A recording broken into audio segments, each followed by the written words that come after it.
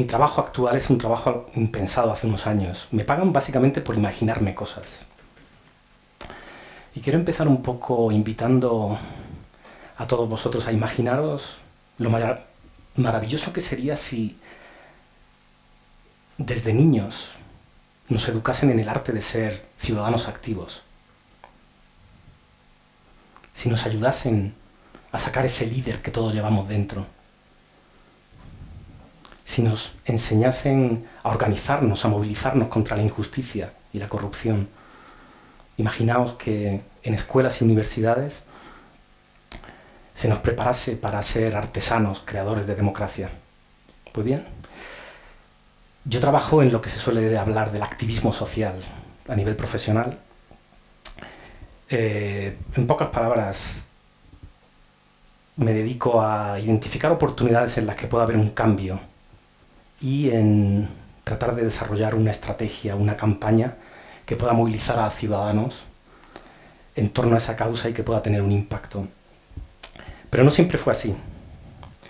A pesar de algunos comienzos justicieros, lo cierto es que durante gran parte de mi juventud fui uno de esos jóvenes que a veces aparecen en los titulares, jóvenes apáticos, apolíticos, que a lo sumo me enzarzaba en alguna discusión acalorada política en la barra de un bar o en las cenas familiares de Navidad, por supuesto, pero que a fin de cuentas vivía ajeno a cualquier compromiso social o ciudadano.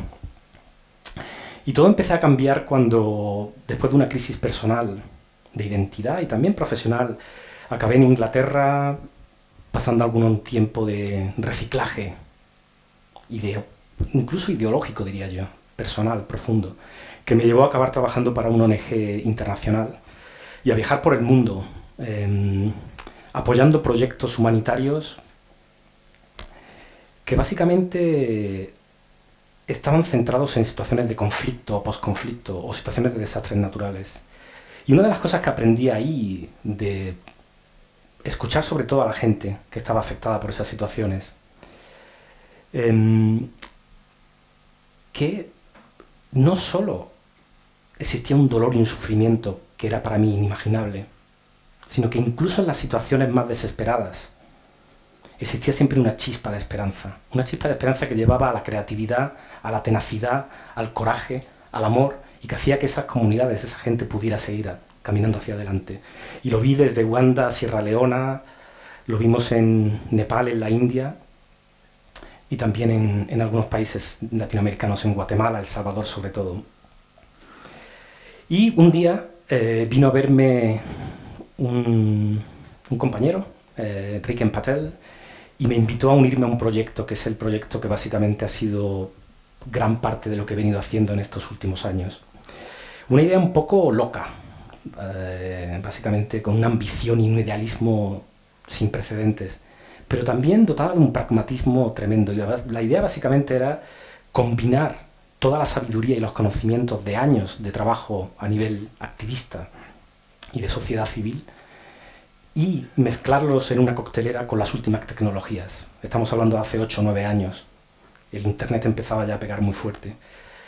Y ahí me vi, embarcado en lo que ahora se ha convertido en el movimiento ciudadano más grande por Internet del mundo, y del que os contaré algunas historias en un ratito.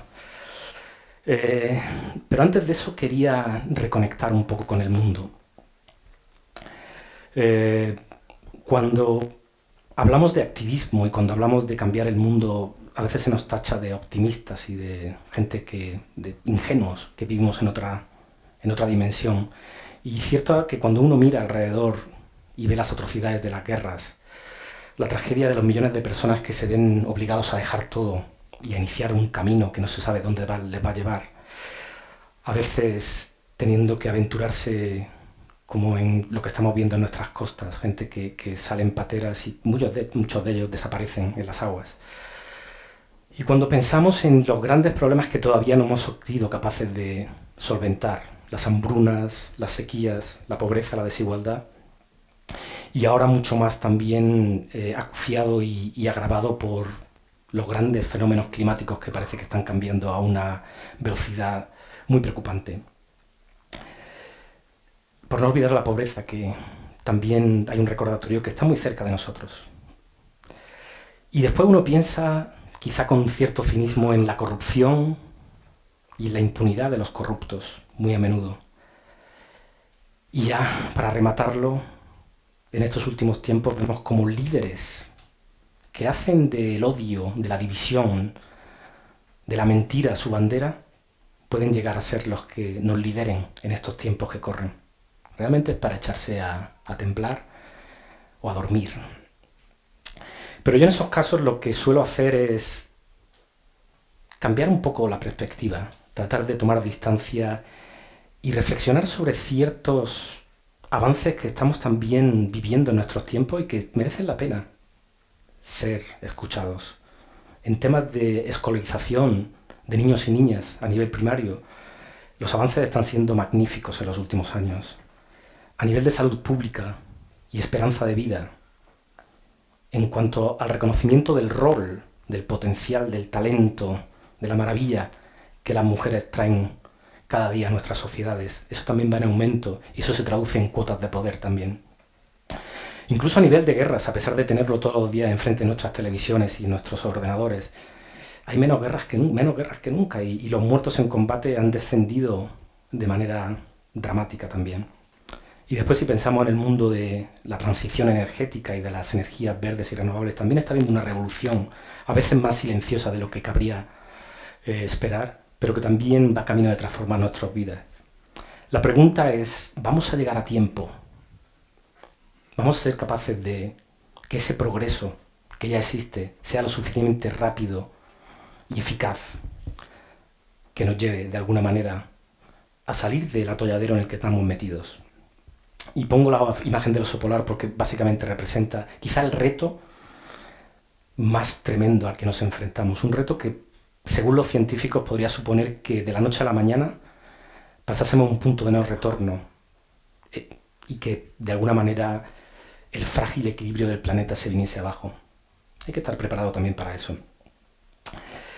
Pero bueno, os voy a contar algunas experiencias personales que yo creo que en cierta manera para mí han supuesto esa especie de baile entre la inspiración y la acción de la que va a hablar este TEDx hoy.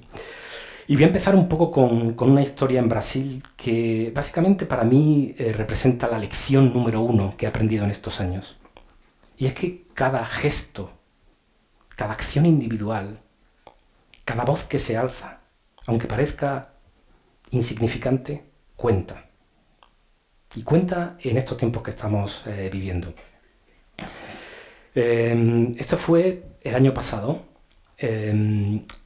Supongo que acordaréis de la crisis política que empezó a afectar a Brasil, que llevó incluso a la destitución de la presidenta Dilma Rousseff. Nosotros durante mucho tiempo hemos trabajado allí y sobre todo en temas de corrupción, anticorrupción, y una de las cosas que nos sorprendía es que aparte de la convulsión política que se estaba produciendo, una cosa que era paradójica y realmente chocante es que el gran ganador de toda esa convulsión y de esa lucha ciudadana estaba siendo el político más corrupto del país, Eduardo Cunha, con un poder tremendo capaz de mover hilos y que estaba saliendo fortalecido de toda esa lucha. Y resulta que ese día que veis la foto, yo estaba allí en Brasilia con nuestro querido colega Diego y estamos haciendo una entrega de 1.300.000 firmas como una voz en el desierto, porque nadie estaba hablando del tema de Eduardo Cunha. Y nosotros fuimos ahí diciendo, hay 1.300.000 ciudadanos brasileños que quieren que el Comité de Ética de la Cámara Baja del Parlamento de Brasil suspenda de funciones, que revoque el cargo de Eduardo Cunha por infinitas razones y evidencias sobre su corrupción. Y pudo haber sido un día normal, pero algo pasó que creó realmente una revolución. Y es que segundos después de esa imagen, el señor del centro que está de espaldas, que era un aliado, y es un aliado de Eduardo Cunha, intentó arrebatar el cartel simbólico de entrega de firmas por la fuerza, insultando a mi colega Diego, y generando una respuesta en el resto de la Cámara de alguna manera de protección, diciendo, no, dejemos que los ciudadanos entreguen sus voces. Y todo eso ocurrió enfrente de toda la plana mayor de los medios de comunicación brasileños.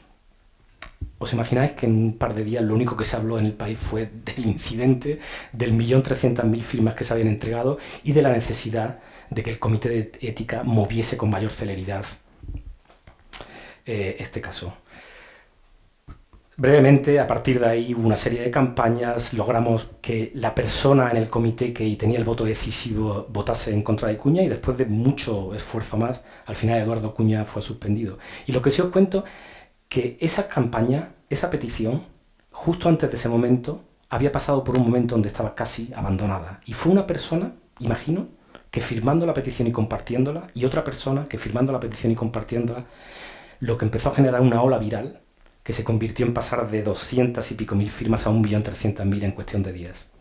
Ese fue el comienzo de todo. Por eso lo que digo, cada firma, cada gesto cuenta.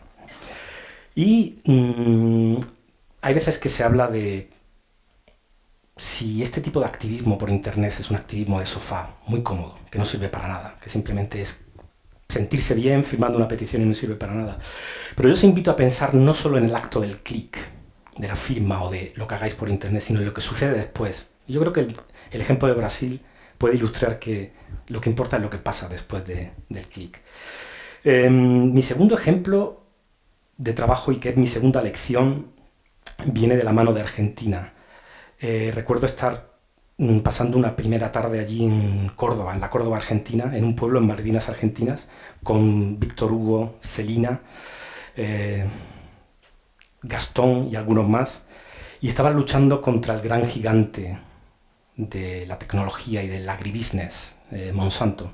Monsanto quería montar una planta de semillas genéticamente modificadas al lado de su casa y lo que iba a empeorar la situación que tenían de exposición a los pesticidas y a otros químicos que estaban suponiendo una incidencia del cáncer bastante fuerte. Yo me acuerdo como cuando me senté con ellos que la cosa era bastante complicada, pero ahí surge la segunda lección. ¿Cuándo nos juntamos? Cuando nos juntamos en torno a una causa, cuando empezamos a pensar qué se puede hacer, cuando permanecemos unidos y seguimos perseverando en una causa, cualquier cosa es posible. Lo que os cuento brevemente, porque no me queda mucho tiempo, es que a partir de esa reunión y de esas semanas de trabajo conjunto, toda una red local de expertos, profesores, periodistas, activistas y una comunidad global, la nuestra, con más de 1 millón de personas, empezaron a trabajar conjuntamente y lo que llevó a casos judiciales, llevó a encuestas de opinión, a lucha en el campo electoral por la intendencia de ese pueblo y que al final Víctor Hugo salía elegido como uno de los integrantes del equipo local y eso prácticamente fue la puntilla que llevó a Monsanto a retirarse y a reconocer una derrota que era durísima para ellos, porque nunca habían estado acostumbrados que un David de una comunidad tan pequeñita como esta pudiera hacerle frente. Y todo surgió por la magia de esa conexión. Tercera lección que me lleva a ir mucho más grande, a pensar a lo grande. Estoy convencido de que la única manera de enfrentarnos a los grandes retos que tenemos frente a nosotros, como el cambio climático, es si la ciudadanía, si nosotros, tomamos el mando, tomamos el timón. Y esto nos pasó cuando, después del 2009, las negociaciones sobre cambio climático andaban por los suelos. Todo el mundo nos decía, olvidaos, ni China, ni Estados Unidos, ni Rusia, ni los países del Golfo están por la labor. El movimiento ecológico y verde estaba bastante desmotivado y, sin embargo, la visión ahí fue, tenemos que sacar a la gente a la calle, tenemos que demostrar que nos importa a nuestras familias, por nuestros hijos, por nuestros nietos. Hay que salir a la calle y decirle a nuestros líderes que se importa. Y aquí se produjo una serie de movilizaciones históricas en el 2014 y en el 2015 que fueron sin precedentes, récords históricos de movilización, tanto en Nueva York en 2014, que fue seguida en todo el mundo, como después el año siguiente, que iba a culminar, y ahí está un poco lo interesante, iba a culminar con una gran manifestación en París, pero como consecuencia del ataque terrorista de la discoteca Bataclan y de algunas otras, se tuvo que suspender por seguridad. Pero incluso la gente ahí, miles de ciudadanos llevaron sus zapatos y sus zapatillas las pusieron simbólicamente, es decir, nosotros seguimos marchando por el clima. Y ya imagino que sabéis que al final el acuerdo se llegó y la responsable de Naciones Unidas en materia de cambio climático nos vino a decir que fue cuando sintieron el aliento ciudadano, cuando vieron las manifestaciones masivas en la calle, cuando ellos dentro se dieron cuenta que tenían que actuar y tenían que dar ese paso al frente y sacar este acuerdo adelante. Aquí lo hemos vivido con el 15M. con independencia de opiniones y lecturas de lo que pasó entonces y lo que ha pasado desde entonces, yo creo que fue un momento catalizador para nuestra democracia y que nos lleva a pensar que esa energía ciudadana todavía tiene mucho recorrido por hacer para reformar el sistema de partidos políticos, para traer más democracia a nuestra democracia. Estamos en una encrucijada fuerte. Como os decía al principio, las amenazas son bastante terribles, pero también los motivos para la esperanza y el poder que está en nosotros puede llegar a ser impresionante. Os quería leer un pequeño poema o una parte del poema épico de Ben Okri, Lucha mental. Y lo voy a hacer un poco por pasadas porque veo que se me va acabando el tiempo, pero que representa el gran dilema al que nos enfrentamos ahora. Y es, ¿qué elegiremos como individuos y como sociedad? ¿Nos abandonaremos un poco al devenir, a la inercia de los tiempos?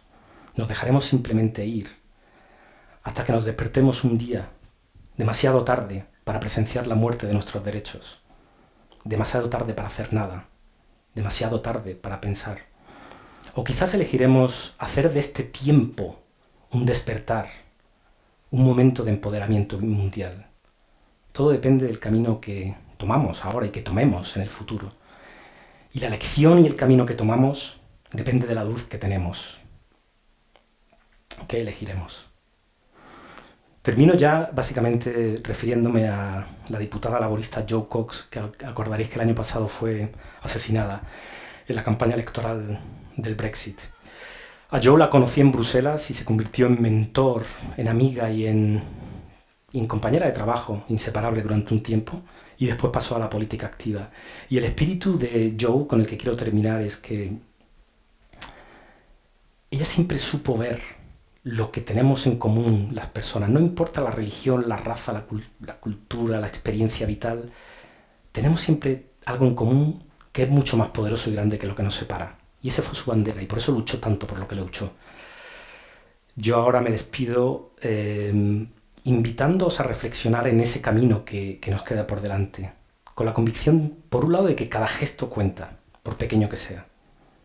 Y como decía antes, y cuando nos juntamos y logramos buscar esa magia en torno a una causa social, somos capaces de cualquier cosa.